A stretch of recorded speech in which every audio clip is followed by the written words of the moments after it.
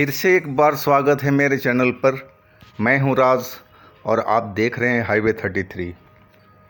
तो दोस्तों, आज की जो कहानी है यूपी के गोरखपुर के पास की है और हमें भेजा है अजीत जी ने।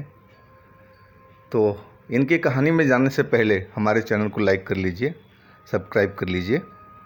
और हाँ दोस्तों, इसके साथ में मेरा एक नया चैनल चल रहा है हाईवे नाइट के नाम से। उसका लिंक मैं नीचे डिस्क्रिप्शन में दे रखा हूँ, उस पर भी जाके आप विजिट कर लीजिए और उसको भी सब्सक्राइब कर लीजिए। तो हम चलते हैं अजीत की कहानी में। दोस्तों, मैं हूँ अजीत और ये घटना को लगभग 1 साल हो चुका है और ये घटना हमारे गांव की है। हमारे पड़ोस में एक लड़का जिसका नाम था राघव,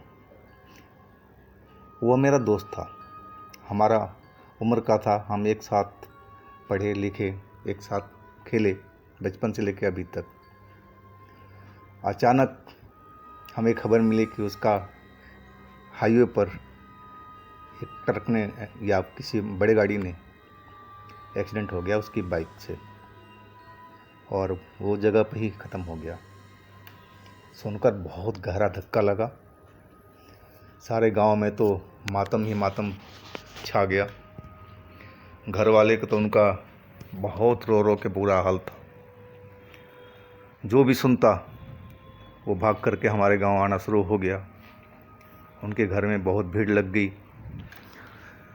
रोना पीटना एकदम जारी था। बहुत होनहार लड़का था वो और बहुत आगे बढ़ता वो। अगर ज़िंदा रहता तो बहुत आगे बढ़ता वो, उसमें क्षमता थी। मैं तो बहुत दुखी था। वो तो मेरा बचपन का दोस्त था। मैं घर पर पहुंचा उसके और मेरे बस का तो कुछ था नहीं कि मैं क्या कर सकूं। बस देख रहा था वहाँ जो हो रहा था क्रियाक्रम।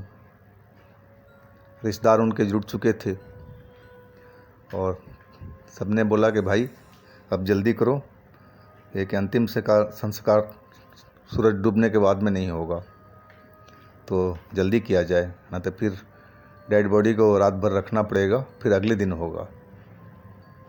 तो लोग बाग जल्दी से तैयारी वारी करके शमशान घाट, जो हमारे गांव से करीब 3 किलोमीटर की दूरी पर था और नदी किनारे था, सब लोग पहुंच गए। अभी शाम होने में करीब करीब 1 घंटा बाकी था। चीता उता सजा दिए और बाकी सब क्रम हो चुका था। आग लगा दिया गई चीते में, चीता जलने लगा। लेकिन मेरे को महसूस हो रहा था कि मेरे आसपास में कोई है और मैं पीछे मुड़ के देखता तो कुछ मेरे को दिखाई नहीं पड़ रहा था। लेकिन महसूस हो रहा था कि कोई हमारे साथ में है। मैं जिधर बैठता, जिधर चलता, तो कोई ना कोई लग रहा था कि साथ में है। मैं थोड़ा सा डर गया था। मेरे बड़े भाई थे, मैं उनसे डरता था तो बता नहीं पाया, यानी कि भाई ऐसे ऐसे मेरे साथ में घटना हो रही है, लेकिन मैं डर के मारे बता नहीं पाया। कह रहा कि पढ़ा लिखा होकर के तू ऐसी बात कर रहा है, उनका यही डायलॉग होता मेरे ऊपर। तो मैं चुपचाप इधर से उधर, कभी इधर बैठता, कभी उधर बैठता, कभी खड़ा हो जाता। लेकिन लग रहा था कि है, वाकई में कोई महसूस हो रहा था मुझे।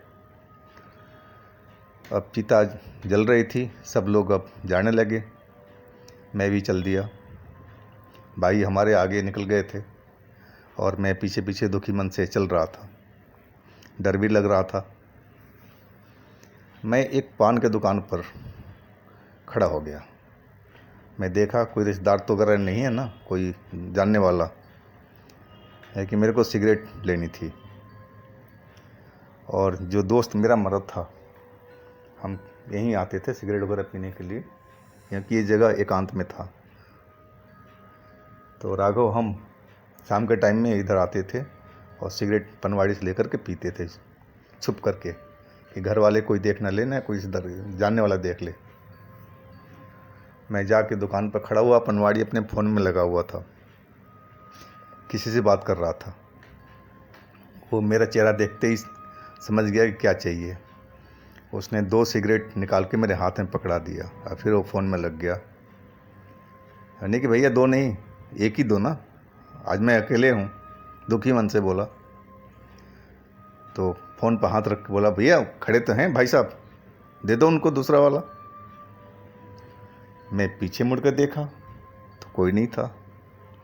फिर पनवाड़ी फ़ोन पर लग चुका। अब मेरी तो हाल ख़राब हो गई कि पनवाड़ी ने देख लिया कि पीछे कहीं मजाक तो नहीं कर रहा है। मैं थोड़ा डर तो गया काफ़ी। मैंने उसको पैसे दिए और सिगरेट ले करके और माचिस चल दिया।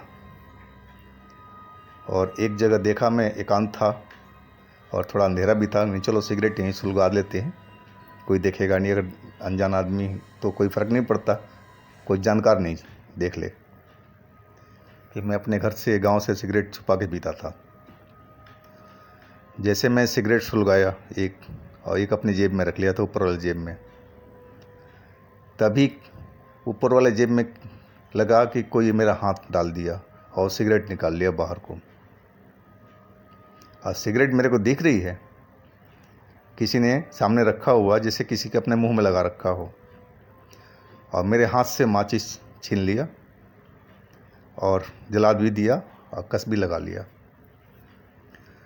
अब तो मेरे मुंह से सिगरेट जलता हुआ नीचे गिर चुका था और सारा शरीर पसीने में नहा चुका था। है कि मैं ऐसी घटना अपनी लाइफ में कभी देखा नहीं था। डर के मारे मेरा हाथ पैर कांपने लगे और लगा कि मैं नीचे गिर जाऊंगा। ऐसा डर मेरे पर कायम हुआ। तभी किसी ने मेरा कंधा पकड़कर सीधा कर दिया और बोला, डर गया है, डर गया है अजीत? अरे मैं हूँ राघव, तेरा दोस्त। बिल्कुल वही आवाज़ थी राघव की। मैं डरते डरते बोला, राघव तू तो मर चुका है, फिर तू हमारे पास में क्या कर रहा है? डरते डरते ही मैं बोला उससे। बोला, हाँ भाई। अब फिर वो प्रकट हो गया। मैं देखा वही लाइन वाला चेक वाला अपना शर्ट पहन रखा था, सफ़ेद रंग का, और सफ़ेद पैंट और काला जूता, उसका वही स्टाइल था। और चेहरा उसका ग्लो कर रहा था, अंधेरे में भी रोशनी सी फूट रही थी उसके शरीर से। मैं समझ गया ये तो भूत बन गया है, और मैं थोड़ा पीछे हट गया। बोला, डर मत भाई, डर मत, मैं तुझे कोई नुकसान नहीं पहुंचाऊंगा, डर मत मेरे से। फिर वो सिगरेट नीचे से उठा करके मेरे मुंह में लगा दिया। मतलब भाई कस ले, सिगरेट कस ले और डर को भगा। मैं जल्दी जल्दी से 2 कस लिया डरते हुए, फिर सिगरेट हाथ में ले लिया और वो सिगरेट को कस लगाया जा रहा था। मैंने पूछा, भाई तुम मर कर के हमारे पास में क्यों आए हो? हमारे पास नहीं आना चाहिए था। बोला, हाँ भाई। अब फिर वो ज़ोर ज़ोर से हंसने लगा और हंसी का ब्रेक लगा, फिर वो रोने लगा। सीधा बोला, भाई मेरा कसूर क्या था? मैं चलते हुए बाइक में आराम से चला रहा था, मेरी स्पीड ज़्यादा भी नहीं थी ना कम भी थी। तभी पीछे से एक तेज़ गाड़ी ने मेरे को ठोक दिया। मैं देख भी नहीं पाया कि किसने मेरे को मारा, और इसके बाद मुझे याद नहीं रहा। बताओ मेरा क्या कसूर था? और फिर वो बहुत ज़ोर ज़ोर से रोने लगा। उसकी रुलाई देख करके मैं उसका कलेजा दहलने लगा। मेरे आंखों में आंसू आ गए। मैं बोला, भाई शांत हो जा, आप ये अनहोनी थी और ये होनी थी। जो भगवान ने लिखा है ना, वो कैसे भी करके पूरा होगा। चाहे तुम कहीं पर भी रहो, अगर मौत आनी है तो आएगी। मैं एक दार्शनिक की तरह उसको समझाने लगा। वो चुपचाप सुन रहा था। बोला, भाई ये तो ठीक है, लेकिन बताओ ना कि मेरा कसूर ही क्या था? मेरे को क्यों मारा गया? यानी भाई इस बात का तो हम जवाब हमारे पास में नहीं है, ये तो गॉड ही दे सकते हैं इसका जवाब, या मारने वाला। इसका जवाब मेरे पास में नहीं है। तभी वो पीछे मुड़ा और सिगरेट हाथों से नीचे फेंका।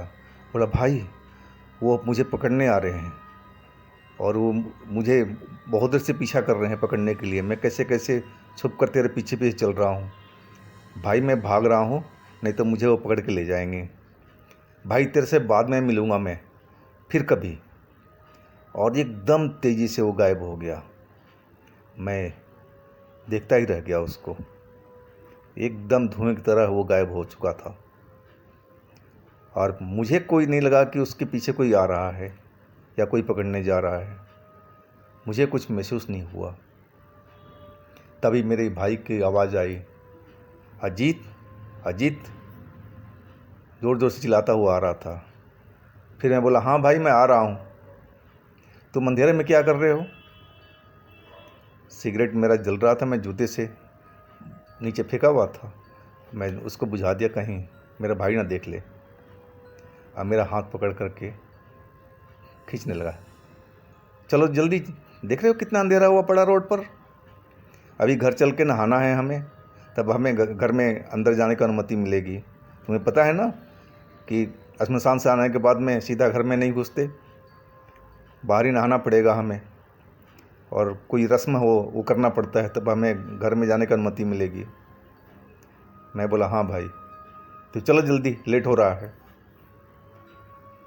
और वो घर ले गए। और ये घटना को करीब 1 साल होने जा रहा भाई। उसके बाद से हमें वो हमारा दोस्त नहीं मिला, राघव कभी नहीं मिला। तो ऐसा भी होता है क्या दोस्तों?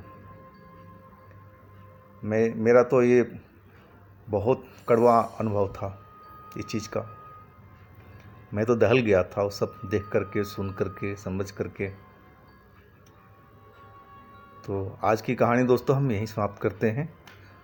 और हाँ दोस्तों, आपके पास भी ऐसी कोई कहानी हो तो हमें इंस्टाग्राम पर शेयर कीजिएगा, और या हमें कमेंट में लिखिएगा। व्हाट्सएप नंबर आपको हम दे देंगे, उस पर भेज सकते हैं आप।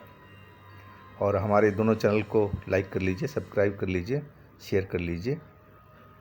फिर हम कल मिलते हैं एक नई कहानी में। नमस्कार।